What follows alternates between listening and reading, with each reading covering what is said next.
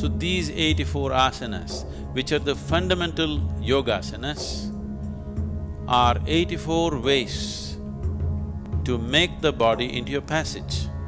It is not necessary, actually, for everybody to do 84 asanas. If they do one, it is enough. Usually hatha yogis, serious hatha yogis who are taking hatha yoga as their path to liberation, practice only one asana, just one asana. It is difficult for a thinking mind to understand why would somebody spend his whole life trying to sit in a particular way. But if you learn to sit right, if you just learn to hold your body right, everything that you need to know in this universe you can know. Because this is known as Asana Siddhi. If you can sit in a posture, stable and comfortable, for 2.5 hours, then we say you have attained to Asana Siddhi, that you are in absolute comfort and at ease in a particular posture. That is Asana Siddhi. If you achieve this, everything that you need to know, one can know internally. How is this possible? How can by sitting you can know everything that you can know? If you have a television at home, television is just a box with a little bit of electronics in it. But it becomes a world by itself. The whole world can stream into this place that we call as a television, or this box that we call as a television, simply because there is a receiving mode. If you set the antenna right, if it is properly adjusted, then the whole world flows into your place or into this box. If it is not set right, same instrument, it has everything but can't do anything. This is how human being is.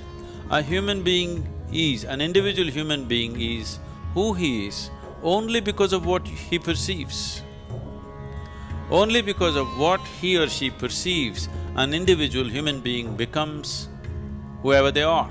Right now, you are who you are only because of whatever you have perceived in your life till now.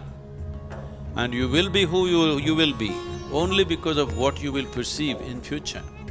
Whatever you perceive is what makes you whatever you are today. So, the whole system of yoga is only interested in enhancing perception.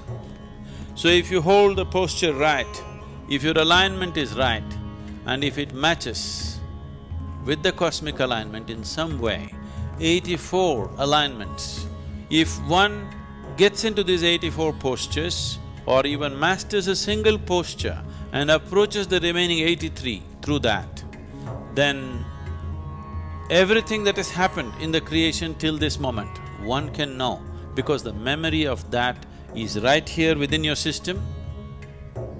In a, let us say in a codified way, it can be activated and ignited if it touches another dimension outside of yourself.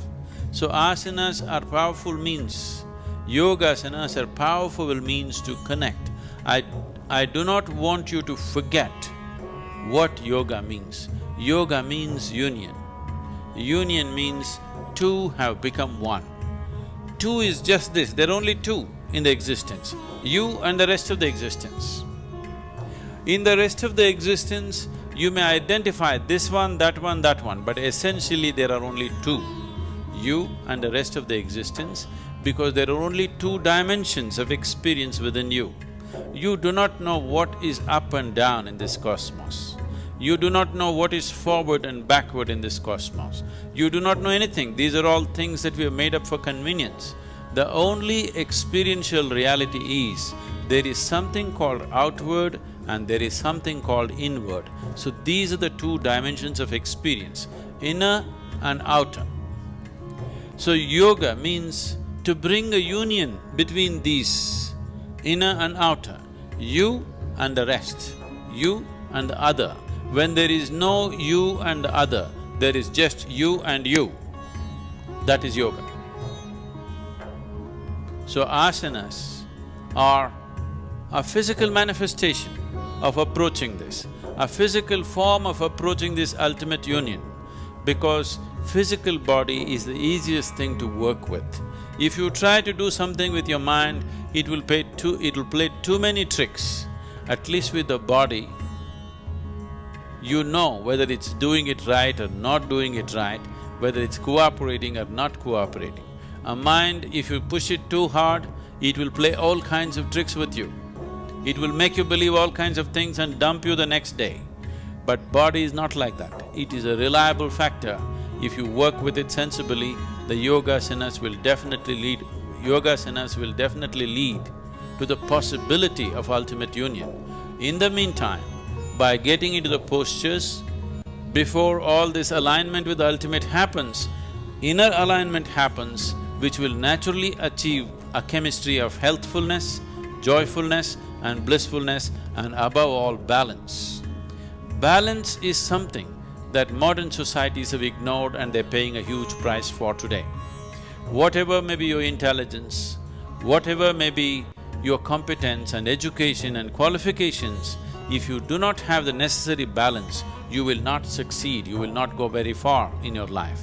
So, the most important thing for people who are seeking to be successful, people whether they're working in corporate sector or they're political or they're military or whatever field, the most important thing is balance. Only if you have a balance which is not disturbed by external situations, will you be capable of making use of the competence and intelligence that you carry within you. Otherwise, the most wonderful qualities that one may have will all go waste simply because of lack of balance. And hatha yoga means balance.